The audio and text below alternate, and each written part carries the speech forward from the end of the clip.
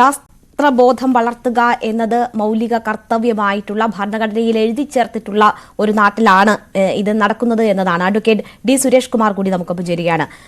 Advocate D Suresh Kumar, ഇത് police അവിടെ എത്തി തിരിച്ചു പോകേണ്ടുന്ന, പോലീസ് മാത്രമല്ല ആർഡിഒ മറ്റ് ഉദ്യോഗസ്ഥരൊക്കെ എത്തി തിരിച്ചു പോകേണ്ടുന്ന സാഹചര്യം ഉണ്ടായതാണ് കഴിഞ്ഞ ദിവസം.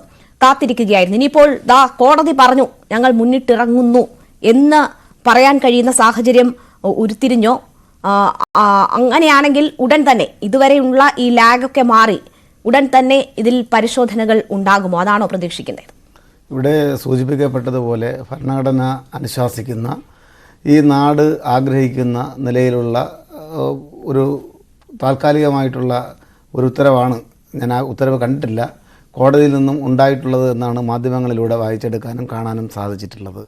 ഇവിടുത്തെ ശരിക്കുള്ള പ്രശ്നം ആ കുടുംബം വിശ്വാസത്തിൻ്റെ ഒരു വല്ലാത്ത ഒരു ഭ്രമത്തിലേക്ക്, ആ ഒരു ലോകത്തിലേക്ക് പെട്ടപ്പോൾ അവരെ ശരിയും ശാസ്ത്രീയതയും പറഞ്ഞ് മനസ്സിലാക്കാനോ നീതിന്യായ വഴിയിലേക്ക് അവരെ ശരിയായ വിധം സഞ്ചരിപ്പിക്കാനോ ഉത്തരവാദിത്തപ്പെട്ട ആളുകൾ പോലും അതിന് തയ്യാറായില്ല എന്നുള്ളതാണ്.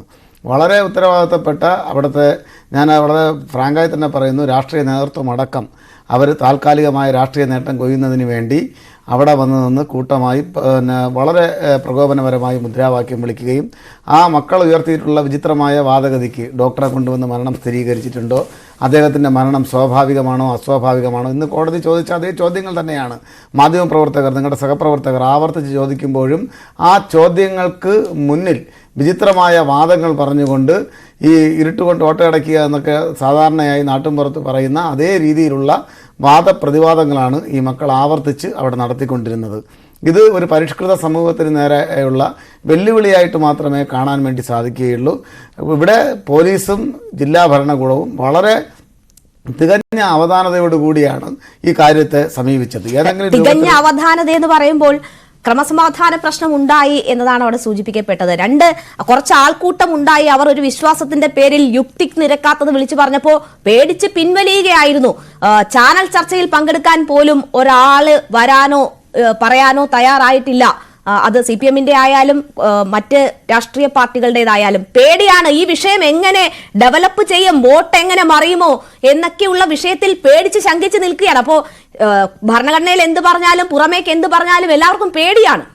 അത് ന്യൂസ് 8-ന്റെ വെർഷനാണ്. ചാനൽ ചർച്ചകളിലൊക്കെ തന്നെ CPM പ്രതിനിധികൾ ഇന്നലെയും ഈ സംഭവം ഉണ്ടായ ദിവസം മുതൽ വളരെ കൃത്യമായി, സംഭവം ഉണ്ടായ ദിവസം ഇത് ആദ്യം ചർച്ച ചെയ്ത ചാനലാണ് ഞങ്ങളുടേത്. ഞങ്ങൾ ഈ ചർച്ച ചെയ്യുമ്പോൾ അവസാന നിമിഷം ഗസ്റ്റുകൾ പിന്മാറുകയായിരുന്നു. ആ വിഷയത്തിൽ ഇപ്പോൾ പ്രതികരിക്കാനില്ല എന്ന് പറഞ്ഞ് അവസാന നിമിഷം പിന്മാറിയതാണ്. ആ അനുഭവത്തിന്റെ കൂടി പശ്ചാത്തലത്തിലാണ് പറഞ്ഞത്. അല്ല, അതെങ്ങനെയാണെന്നുള്ളതിനെ സംബന്ധിച്ച് എനിക്കറിയില്ല. അവിടെ ആദ്യം ചെന്നത് ഇടതുപക്ഷ പുരോഗമന പ്രസ്ഥാനത്തിൻ്റെ പ്രവർത്തകരാണ്. ആദ്യം മാധ്യമങ്ങൾക്ക് മുന്നിൽ തങ്ങളുടെ അഭിപ്രായം തുറന്നു പറയാൻ തയ്യാറായത് ഇടതുപക്ഷ പ്രസ്ഥാനത്തിൻ്റെ പ്രവർത്തകരാണ്. അവരെ ഒറ്റ തിരിഞ്ഞ് ജാതി പറഞ്ഞ്, അല്ലെങ്കിൽ അവർ പ്രതിദാനം ചെയ്യുന്ന, അവർ ജനിച്ചുപോയ മതം പറഞ്ഞ് അവരെ ആക്രമിക്കാനാണ് അവിടെ കൂടിയ സംഘപരിവാരത്തിൻ്റെ വിവിധ സംഘടനകളിലെ പ്രവർത്തകർ ആദ്യം തയ്യാറായിട്ടുള്ളത്. അവർക്കെതിരായിട്ടാണ് പ്രകോപനപരമായ മുദ്രാവാക്യം അവിടെ ഉണ്ടായിട്ടുള്ളത്. ഇതിനെല്ലാം തന്നെ അവിടെ വളരെ ശ്രദ്ധാപൂർവം പോലീസ് നിരീക്ഷിക്കുകയും ജില്ലാ ഭരണകൂടവുമായി ദൈനംദിനം ബന്ധപ്പെടുകയും ആ ദൈനംദിന ബന്ധപ്പെടലിൻ്റെ അടിസ്ഥാനത്തിലാണ് ഇപ്പോൾ വളരെ പെട്ടെന്ന് ഇങ്ങനെ ഏതൊരു സാമാന്യമായി നിയമവ്യവസ്ഥയെക്കുറിച്ച് അറിയാവുന്ന ഏതൊരാൾക്കും അറിയാം, കോടതിയിൽ പോയാൽ മറിച്ചൊരു വിധി ഉണ്ടാവാനുള്ള സാധ്യതയില്ല. പക്ഷേ അവസരം കൊടുത്ത് കാത്തിരുന്നു എന്നതാണ് സ്വാഭാവിക നടപടിക്രമം മാത്രമാണ് അവിടെ നടക്കുന്നതെന്നാണ് ഇന്ന് കോടതി ചൂണ്ടിക്കാട്ടിയത്. അത് കോടതിയെ കൊണ്ട് പറയിപ്പിക്കാൻ നിങ്ങൾ അവസരം ഉണ്ടാക്കി കാത്തിരുന്നു. അതുകൊണ്ടാണ് എനിക്ക് അങ്ങനെ ചോദിക്കേണ്ടി വന്നത്. ഞാൻ